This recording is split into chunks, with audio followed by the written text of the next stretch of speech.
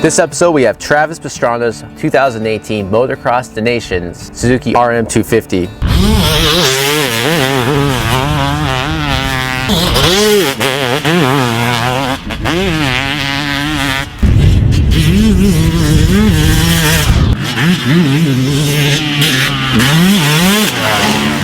Travis Pastrana attained a factory RM250 engine for his Motocross Nations bike, not from his old racing days, but from telling Suzuki he wanted to do a triple backflip a few years back and needed more power. Suzuki came through with an old factory 2005 RM250 engine that was just sitting on the shelves back at Suzuki headquarters. Rumor was that it was one of Ricky Carmichael's practice engines from his factory RM days. The engine came with the factory key and carburetor and CDI box. The factory components were placed into one of Travis's box stock 2005 RM250 chassis, while the rest of the parts were assembled. Travis's old factory mechanic back from his Supercross days, James Coy, was in charge of the build and acquired the parts needed to piece the bike together. James and Travis started digging in the attic for old boxes of RM250 titanium to litter the bike. It took James some time, but he matched together a full set of titanium bolts for the bike. They could have found some old factory suspension, but there is better technology on the market that would match up with the old RM250. Showa set up a set of last year's JGR RMZ 450 factory suspension for Travis and his RM250. Out with the old and in with the new. To throw a wrench in the mix, just 2 weeks before the Motocross Nations, Travis was rolling out his legs when a piece of scar tissue from his old injury snapped, swelling up his leg and knee to the point where he couldn't get his foot on the peg when he sat down.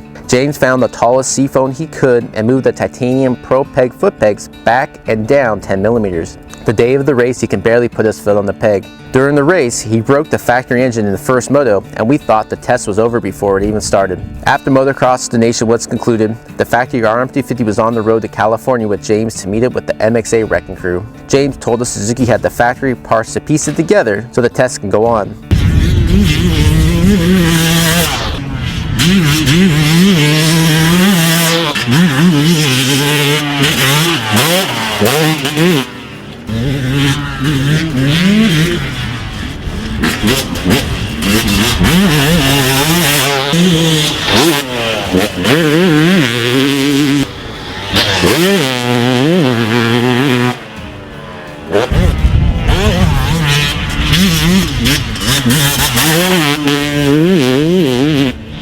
We all thought it would be weird to ride Travis's setup as it was so different from stock with a tall seat and low pegs, but it wasn't the case. Our test riders were tippy-toed when sitting on Travis's RM250. It felt tall, really tall. As our testers rolled onto the track, the tall sensation went away. The old 2005 RM250 in stock trim had a big dip in the seat. That was the style a decade ago. Travis's ergonomics felt more modern as the trend lately has been taller, flatter cockpits.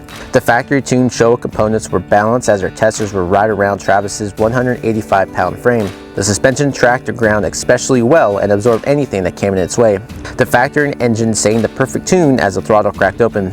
The bottom-to-mid power was potent, but got it to the ground unlike the modern KTM 250SX. The momentum built up and the power allowed the rider to ride third and short shift if they wanted, but they didn't have to as it pulled well on top. Every tester said this engine was better than any modern two-stroke off the showroom floor by leaps and bounds. The factory transmission had perfect shift points from gear to gear, and the carb, ECU, and engine worked in unison.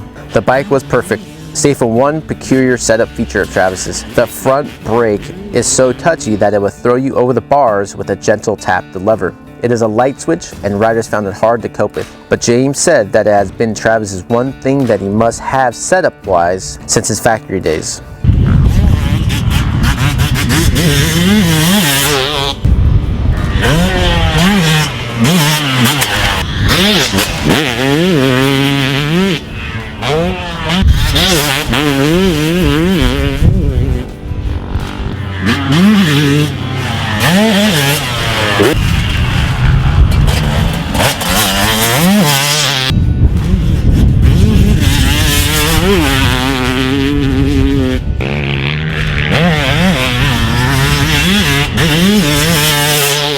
Look for the full write-up of Travis Pastrana's factory RM250 in the January issue of Motocross Action Magazine. And as always, go to motocrossactionmag.com for all the 2019 bike tests, write-ups, and products.